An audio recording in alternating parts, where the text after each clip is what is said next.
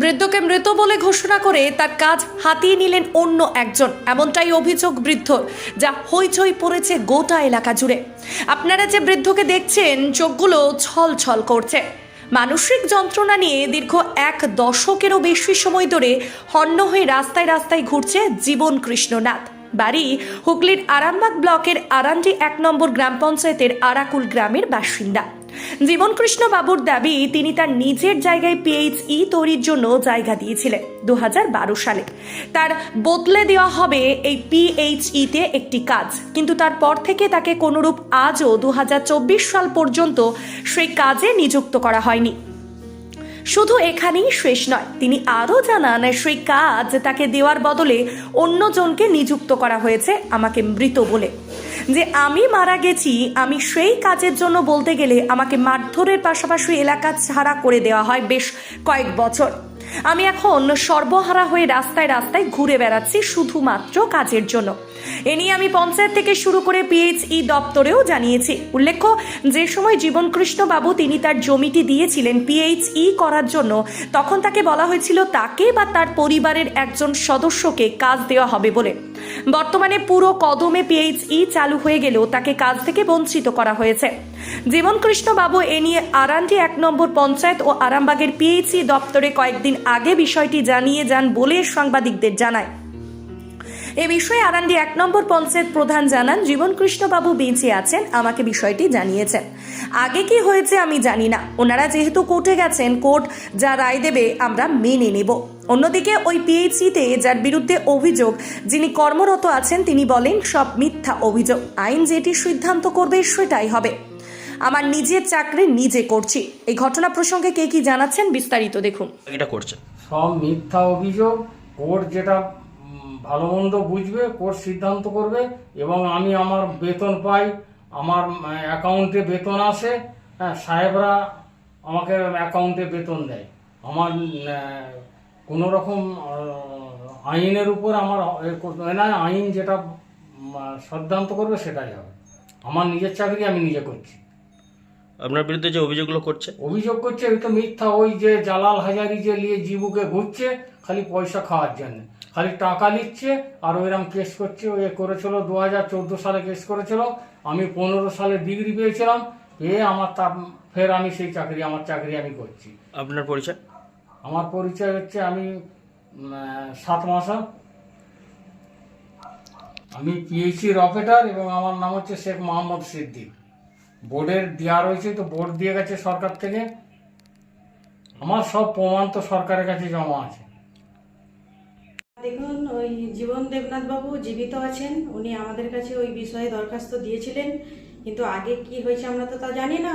তবে উনি আমাদেরকে জানিয়েছেন এবং পিএইচই দপ্তরকেও জানিয়েছেন, এবং শুনেছি উনি কোর্টেও গেছেন।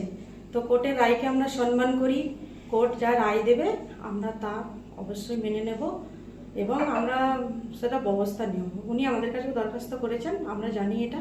তবে আগে কি হয়েছিল আমরা তা একদম জানি না। আপনারা জানেন আমি নবনির্বাচিত, আমার সবে 3 মাস হলো।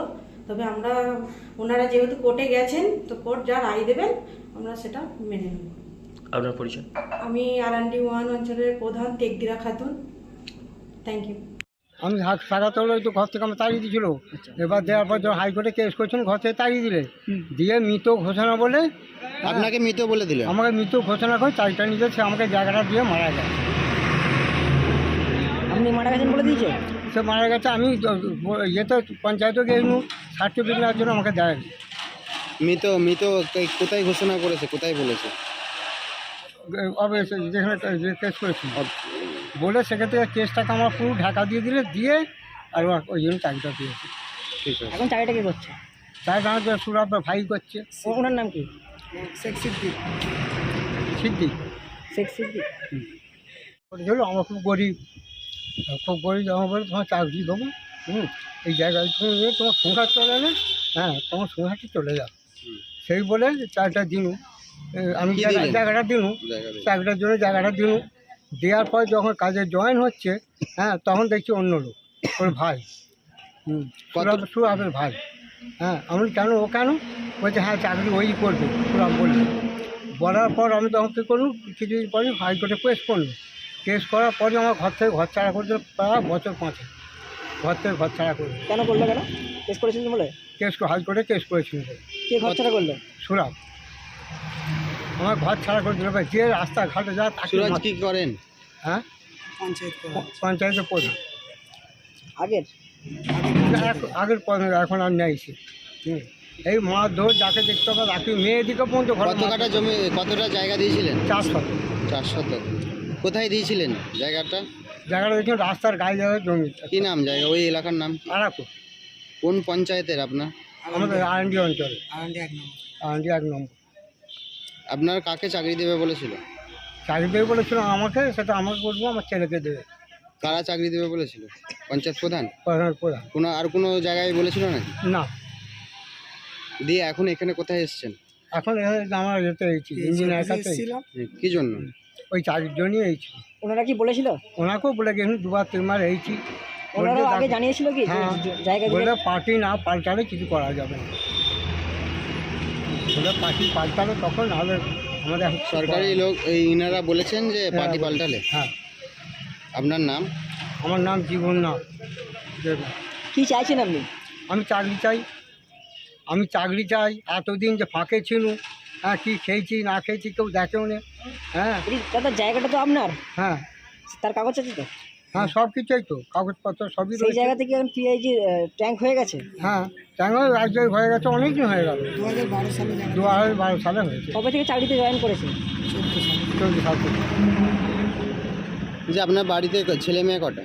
তার ছেলেমেয়েরা আমার আর 3টে মেয়ে বিয়ে হয়ে গেছে, এখন একটা ছেলে। কি করেন এখন আপনি? বৌমা আছে, আমি এখন বেকার, একটা দোকানে কাজ করে খাই, একটা কেউ পাশে দাঁড়াচ্ছে না? না। পাশে দাঁড়াই তাদের যে আমাকে কিছু করতে যাচ্ছে, তাকে বলছে এই তারা কিচ্ছু করতে গেলে মেরে ফেলে দেবে একদম। কে বলছেন? সুরাব, সুরাবের ভাই। যখন কেউ কিছু করতে যাচ্ছে তখন বলছে ওর নামে কেউ যদি কিছু করবি তোর জন্য মেরে ফেলে দেবে, এখান থেকে বাড়ি ছাড়া করে দেবো। বাড়ির গ্রাম কোথায় আপনার? আরাকুর। আপনার জীবননাথ। আরামবাগ মতিলাল টেলিশপ ও স্যামসাং সার্ভিস সেন্টার, অনলাইন বা যে কোনো দোকানের থেকে সস্তা। আপনাদের সকলের প্রিয় মতিলাল মোবাইল, তাই আজই আসুন। পুরানো মোবাইল সারানোর চেয়ে বেশি দামে এক্সচেঞ্জ, 0% ইন্টারেস্টে, 0 ডাউন পেমেন্ট, 0 কস্টে মোবাইল ফাইন্যান্সের সুবিধা। আমাদের ঠিকানা পুরাতন বাজার, আরামবাগ হেডপোস্ট অফিসের বিপরীতে, আরামবাগ, হুগলি। আমাদের যোগাযোগ নাম্বার 7001304430।